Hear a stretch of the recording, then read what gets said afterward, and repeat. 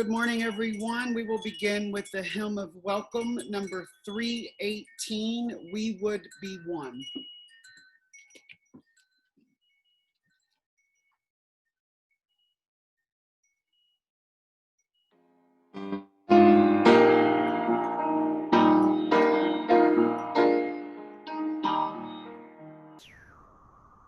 We would be one as now we join in singing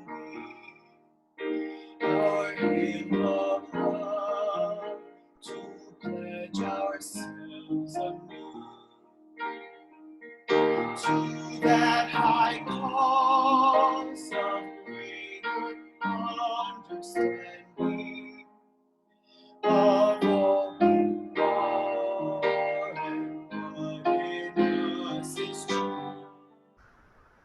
We would be one in living for each other to show to all a new community. We would be one in building for tomorrow, a nobler world than we have known today. We would be one in searching for that meaning which binds our hearts and points us on our way. As one we pledge ourselves to greater service with love and justice, strive to make us free. Good morning. My name is Peter Horton. I'm a member of the UUCD Board of Trustees. And more about me in a minute. Welcome to this online service of the Unitarian Universalist Congregation of Danbury. We're so glad that each of you are able to join us this morning, and together in community, we can ensure that social distancing does not mean social disengagement. Our weekly services are more than just a gathering of our physical bodies. It is the forming of a sacred time that we make together. Whether you are well-versed in the technology of teleconferencing or this is your first venture, we welcome you. Whatever the faith and traditions of your past, whatever your theological stance, whatever your heritage, whoever you are, and whomever you love, we welcome you. You can learn more about us on our website and Facebook page. We encourage you to share our Facebook page and reach out to others who may be isolated at this time and might benefit from the spiritual connection that is typically available by walking through our open doors on Sunday morning. Again, welcome to the UU Congregation of Danbury, where we welcome all in a spirit of compassion, inquiry, and service. And now I have a few announcements for you. Today, we are welcoming the Reverend Carol Wolf as our guest minister. Carol was ordained in 1998 by the First Unitarian Church of St. Louis, where she served for 13 years prior to attending seminary as the religious education administrator. She then served UU congregations in Illinois, Connecticut, and New York. She loves reading, crossword puzzles, and her two cats, Escher and Monet. In further announcements, our religious education continues today after our service, as well as our Young Adults of UUCD program hosted by Sequoia Low. And a few notes to help you be comfortable with our Zoom service format. Your lines are muted so that we can optimize the audio from our speakers. In the webcam view, you can choose speaker view or gallery view to change your webcam view. You may also need to scroll through the many webcam tiles to see your friends. At all times, there will be text on the screen. At other times, there will be video panes as you are experiencing now. The chat to UU Congregation Danbury privately if you have any questions or technical issues. And please minimize the chat if you find it distracting. And now a word or more about our UUCD Stewardship Drive. Some of you may be familiar with the author and church consultant, Michael Doral. His most famous book is The Almost Church, Redefining Unitarian Universalism for a New Era. In his book, he states, quote, "People develop entrenched habits in the ways they spend money, for better or worse, including how much they give, if they give at all. These habits die hard." Sadly, I'm not immune from this social behavior, nor are most of you. These words have stayed with me since reading The Almost Church over 10 years ago. Entrenched habits are about being comfortable. It's about feeling that I'm in a safe space, the right space. It's about familiarity and routine. Today, it's about the pledge plateau. I also call this the NPR plateau, or the Planned Parenthood plateau, the typical nonprofits that a good number of us contribute to. How much did you give last year is how you determine what you'll give this year. We are not immune from this plateau when it comes to determining what we will pledge to UUCD. And now we have a most difficult challenge, the uncertainty of a pandemic and the economic chaos that is coming with it. How do we step off our giving plateaus in times of such uncertainty? I can't answer that question for anyone but myself. I like giving money to UUCD.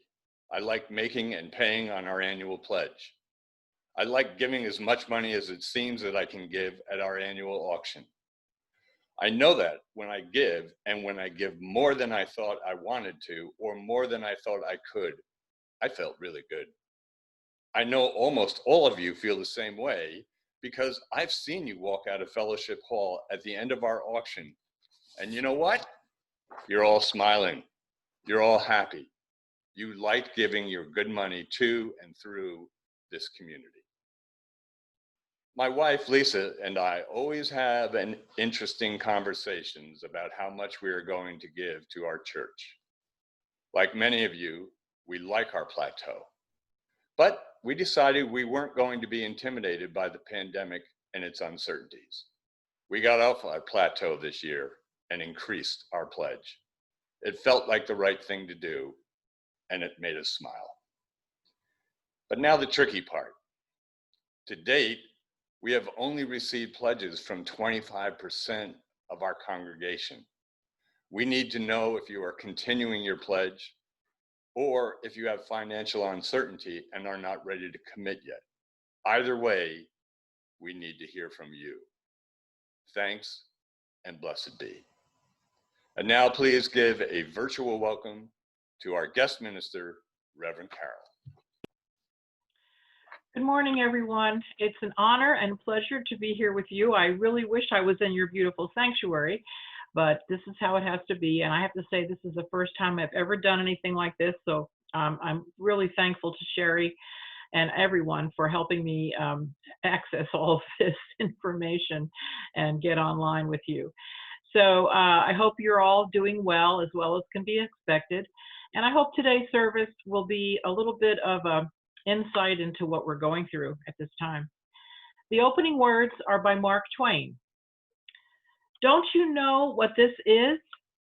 It's spring fever. That is what the name of it is. And when you've got it, you want, oh, you don't quite know what it is you do want, but it just fairly makes your heart ache. You want it so. It seems to you that mainly what you want is to get away. Get away from the same old tedious things you're so used to seeing and so tired of, and set something new. That is the idea. You want to go and be a wanderer.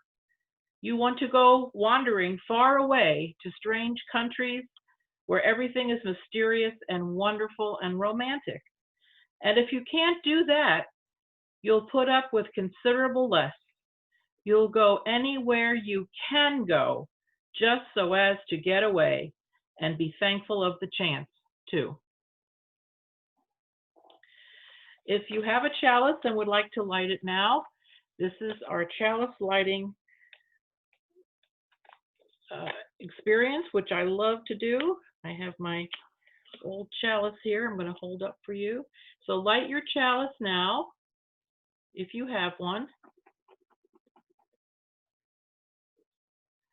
And let us say the words of the chalice lighting. Love is the spirit of this congregation, and justice is its light.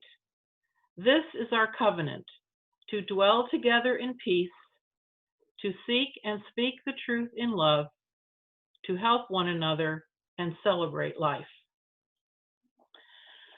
Now the children's affirmation, if the children are all available, can they gather round and we do our UUs, and we say, we are Unitarian Universalists. We are people with open minds, loving hearts, and helping hands. Now we have a little story for the children, and I'd like to preface it by saying there's a lot of questions in this story, and I don't expect you to be able to answer them now because we don't have time. But what I'd like to say is to ask your parents if you could go back to the service and get to this part, and then we can go through the story again together, and you can take time if you want to answer some of the questions. This is the little book of big what ifs. What if you slept through your birthday? What if no one could hear you? What if everyone could? What if you swallowed a seed? What if it doesn't grow? What if there was only one way? What if there was only one kind? Do you see the store there? They only have bananas. What if there were way too many? Oh, how can you choose? What if you can't think of anything? What if your imagination runs wild and you start giving a haircut to a pineapple? What if you got lost? What if someone could help? What if you make the time? What if you had a long way to go? But what if it was worth the wait because you got to see Grandma and Grandpa? What if there is too much room? What if there isn't enough? What if you go off the beaten path? What if you make a mistake? But what if we all work together? What if we find one thing in common?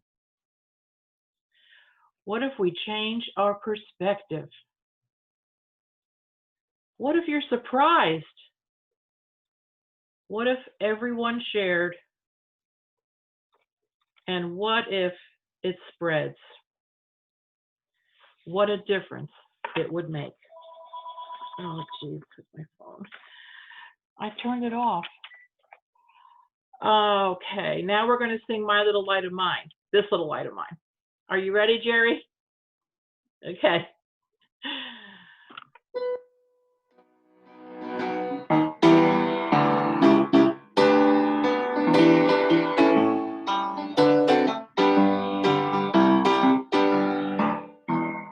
This little light of mine, I'm gonna let it shine. This little light of mine, I'm gonna let it shine. This little light of mine, I'm gonna let it shine. Let it shine, let it shine, let it shine.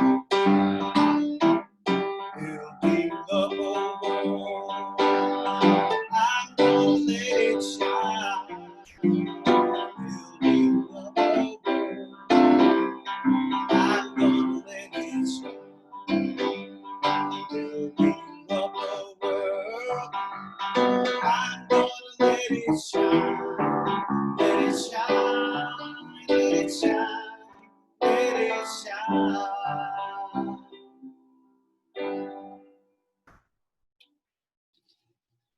During our shared milestones, feel free to share in the chat window. You can also drop a stone in a bowl of water on camera silently or light a candle on your own if you prefer.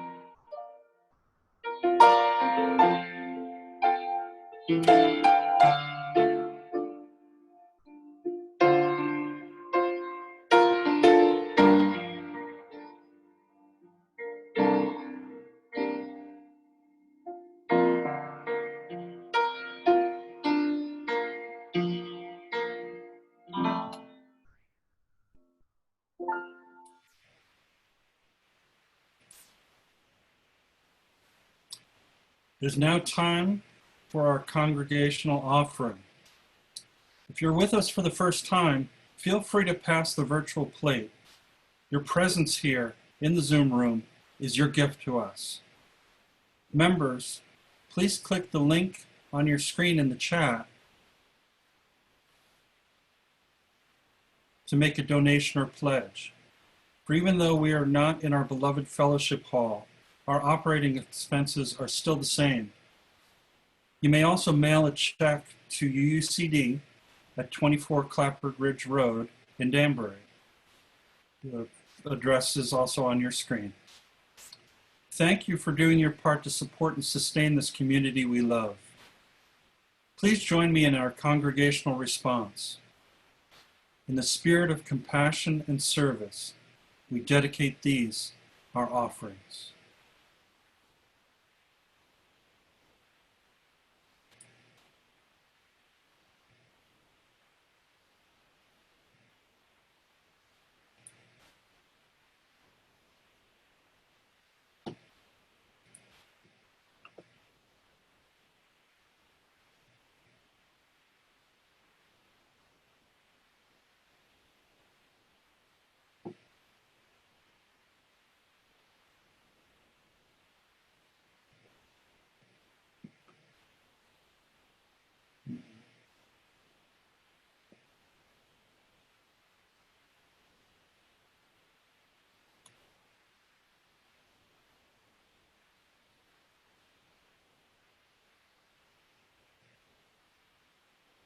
All right. Evidently, I don't think Cheryl knows that she is muted.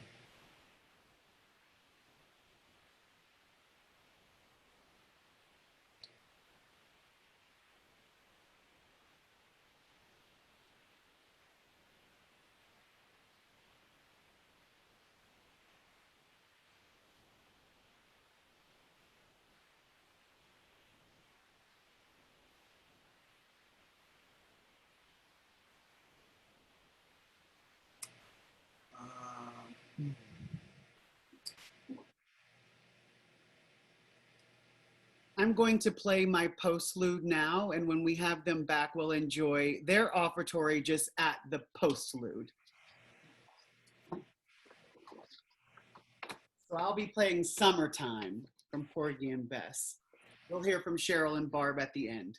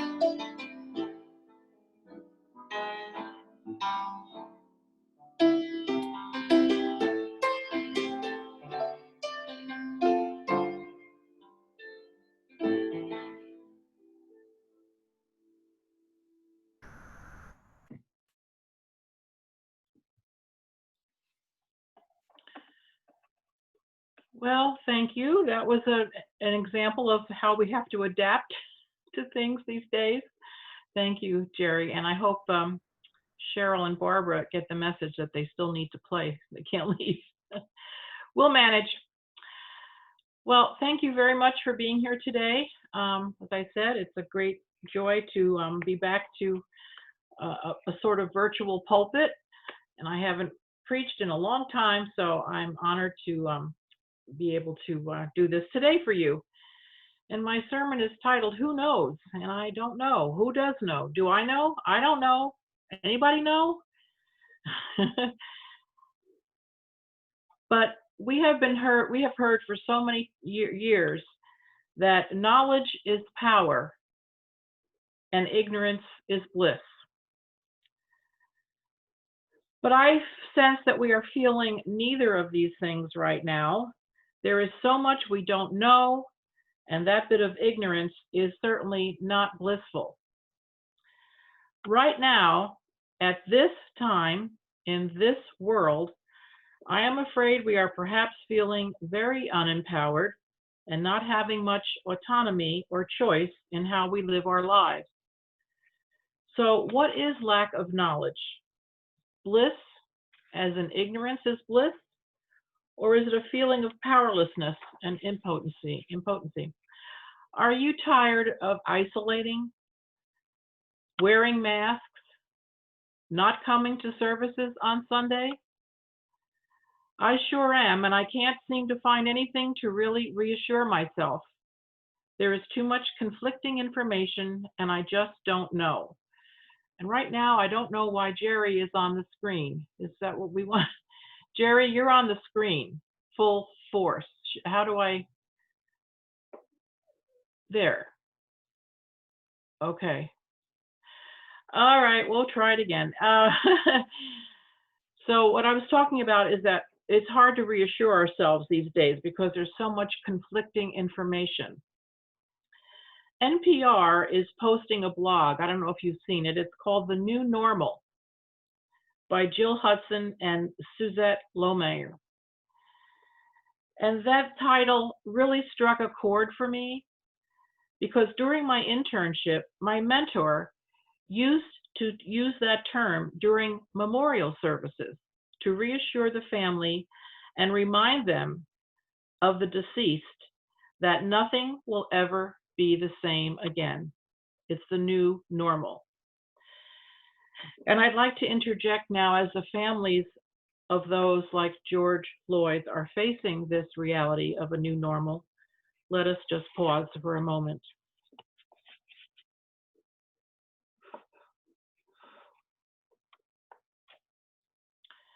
The new normal, isn't that what this is like right now?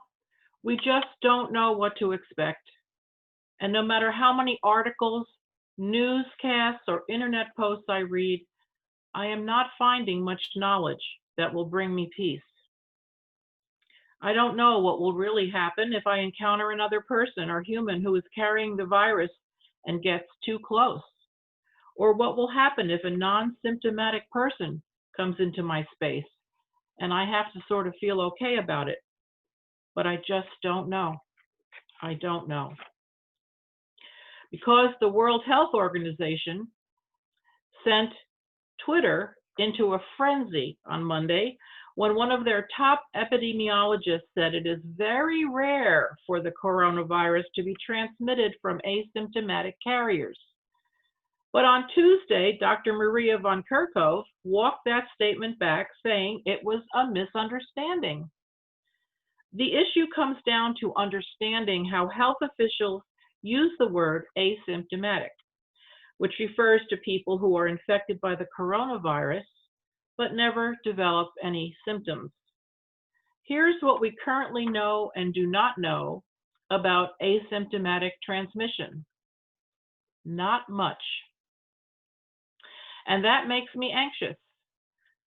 A long time ago, I decided that not knowing is the worst kind of anxiety.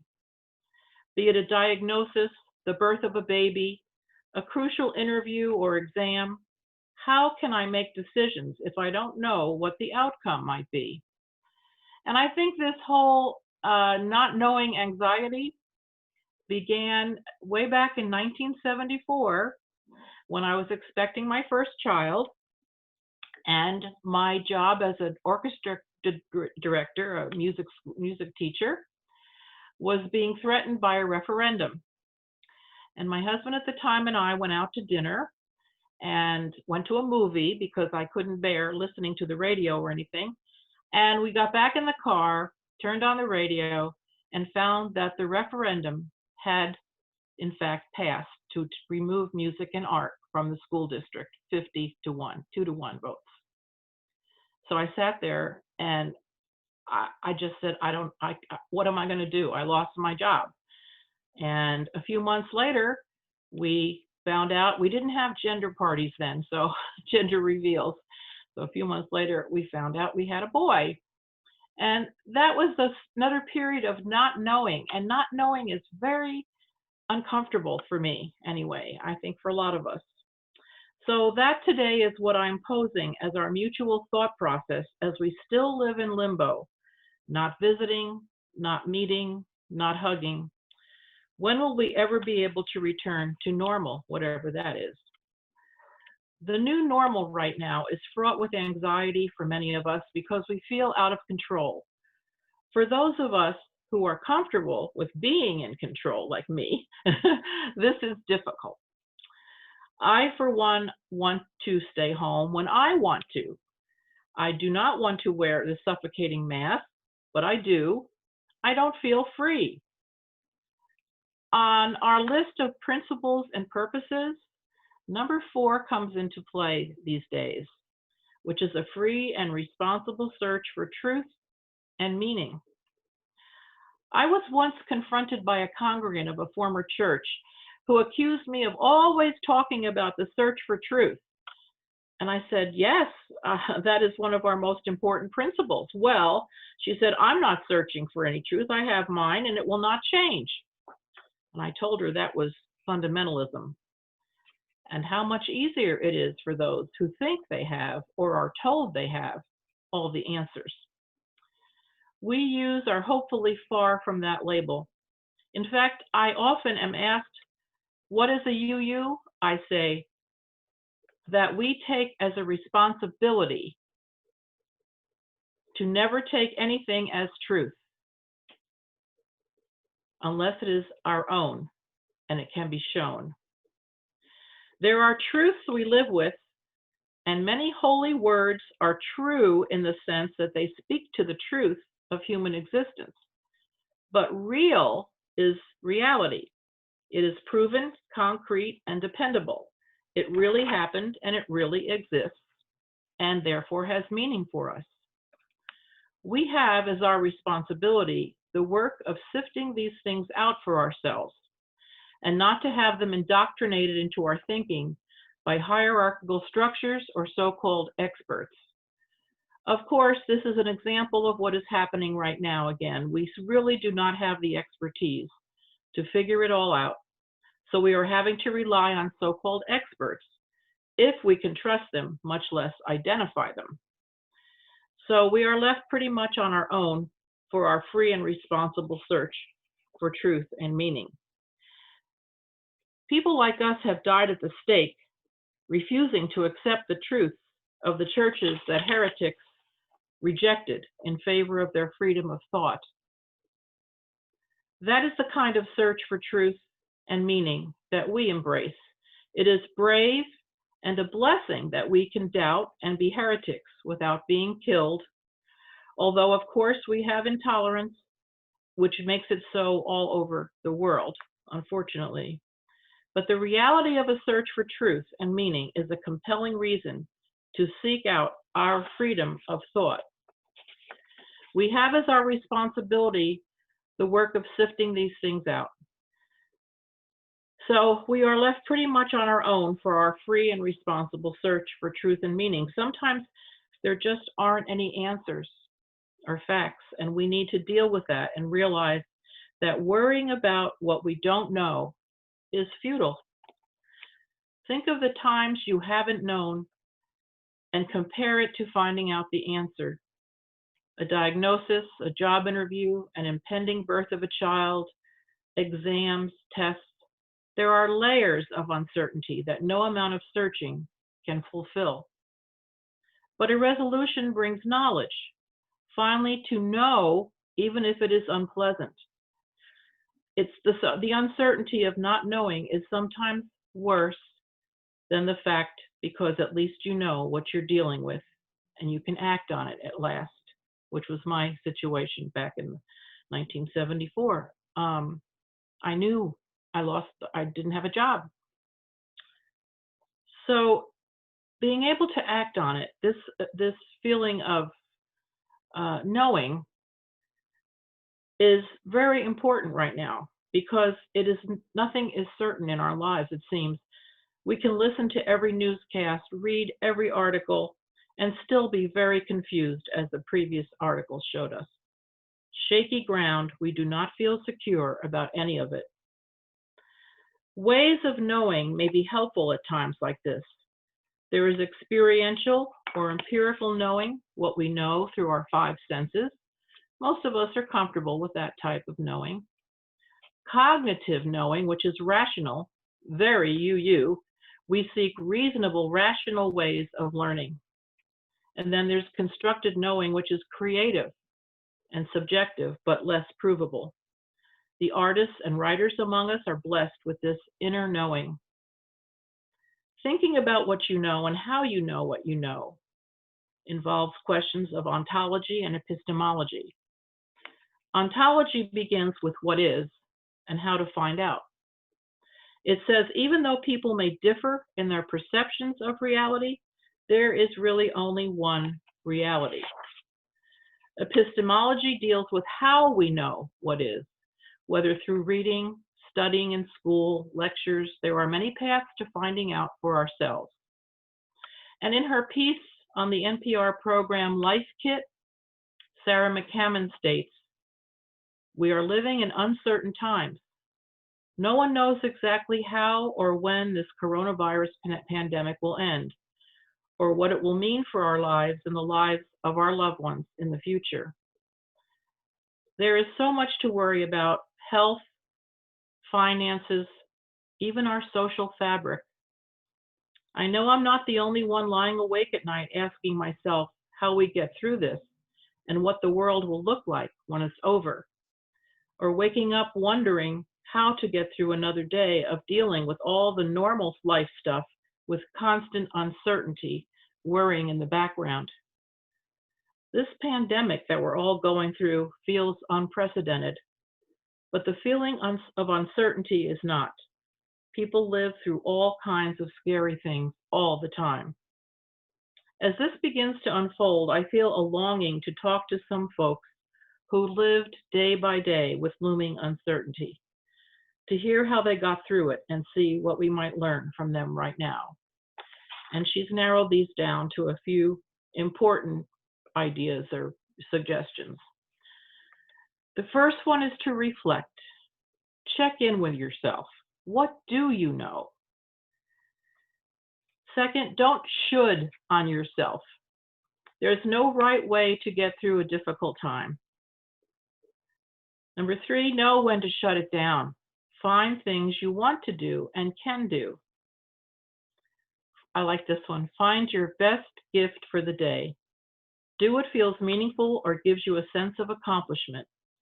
For example, I started doing handcrafts again. I was hooking rugs and sewing, and it was really helpful to pass the time. Next, move past shame. Ask for help. Maybe redo things a little differently each day. Add some variety. And very importantly, find your resilient circle. Connect with people however you can to remember you are not alone.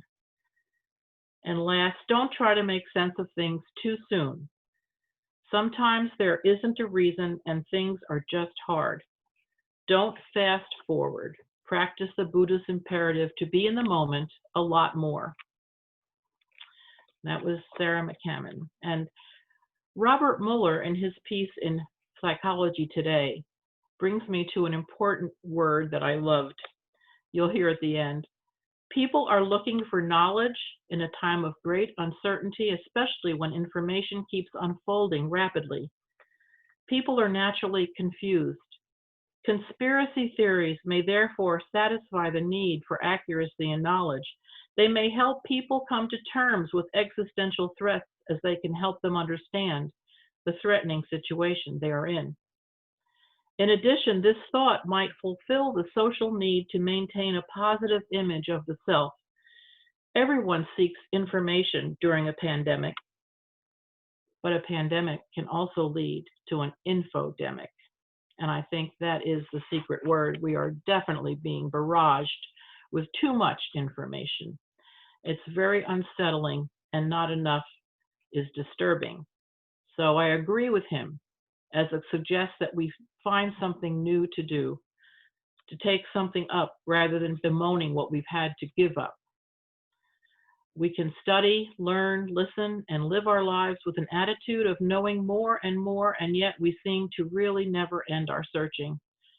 For as T.S. Eliot says, we shall not cease from exploration, and the end of all of our exploring will be to arrive where we started and know the place for the first time, through the unknown remembered gate, when the last of earth left to discover is that which was the beginning. As UUs, we are expected to continue our search for truth and meaning however it unfolds for us.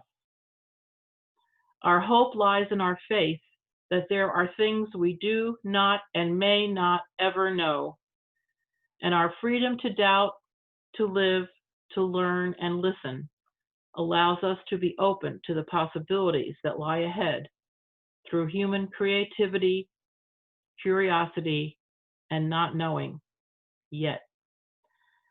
And to be at peace with knowing we have answers right within ourselves that may truly bring the peace that comes with understanding. So may it be.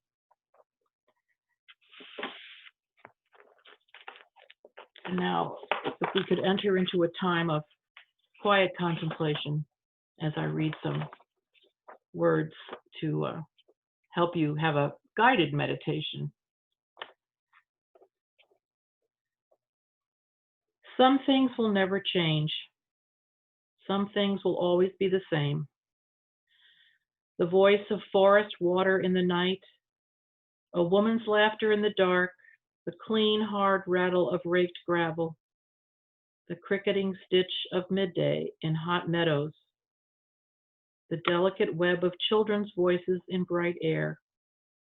These things will never change. The glitter of sunlight on roughened water, the glory of the stars, the innocence of morning, the smell of the sea and harbors. These things will always be the same. The feathery blur and smoky buddings of young boughs, and something there that comes and goes and never can be captured. The thorn of spring, the sharp and tongueless cry. These things will never change. The leaf, the blade, the flower, the wind that cries and sleeps and wakes again. The trees whose stiff arms clash and tremble in the dark, and the dust of lovers long since buried in the earth. All things belonging to the earth will never change. All things proceeding from the earth to seasons, all things that lapse and change and come again upon the earth, these come up from the earth and never change. They go back into the earth that lasts forever. Only the earth endures, but it endures forever. The tarantula, the adder, and the asp will also never change. Pain and death will also be the same. But under the pavements, trembling like a pulse, under the buildings, trembling like a cry, under the waste of time, under the hoof of the beast above the broken bones of cities, there will be something growing like a flower, something bursting from the earth again, forever deathless, faithful, and coming into life again. So may it be. And now we have our hymn for meditation.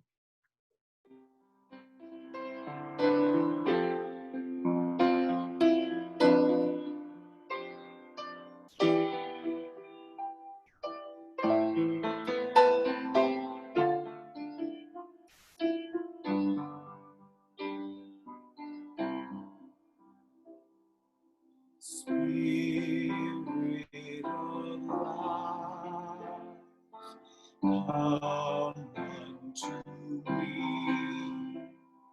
Sing in my heart all the stirrings of compassion.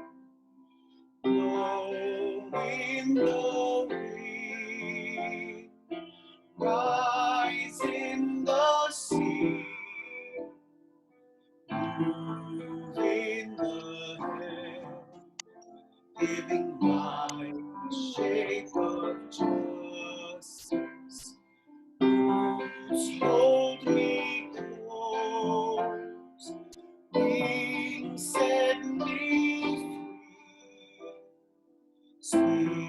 Spirit of life, come to me, come to me.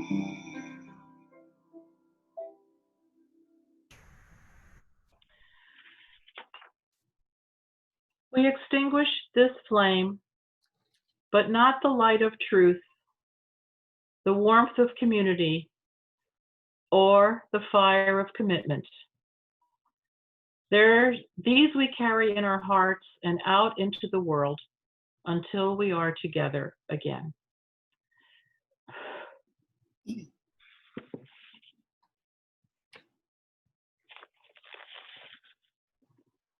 Now let us join in singing one of my favorite hymns. Thank you. Hymn number 108.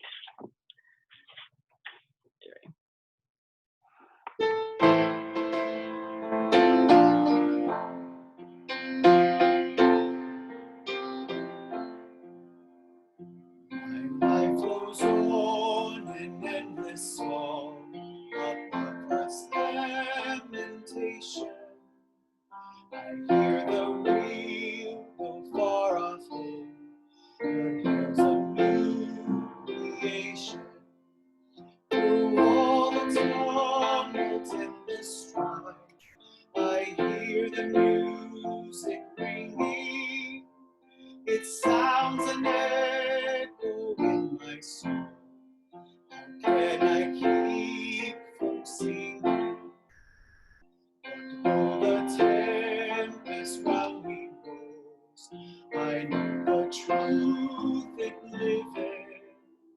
And though the darkness round me close, songs in the night it giveth. No storm can shake my inmost calm, while to that rock I'm clinging. Since love prevails in heaven, how can I keep from singing? Tyrants tremble as they hear the bells of freedom ringing. When friends rejoice both far and near, how can I keep from singing? To praise and cell in dungeon high, our thoughts to Him are winging.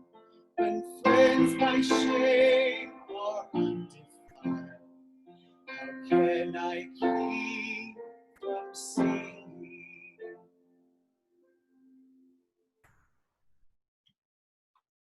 Our closing words today are by Ralph Waldo Emerson. Tomorrow is a new day.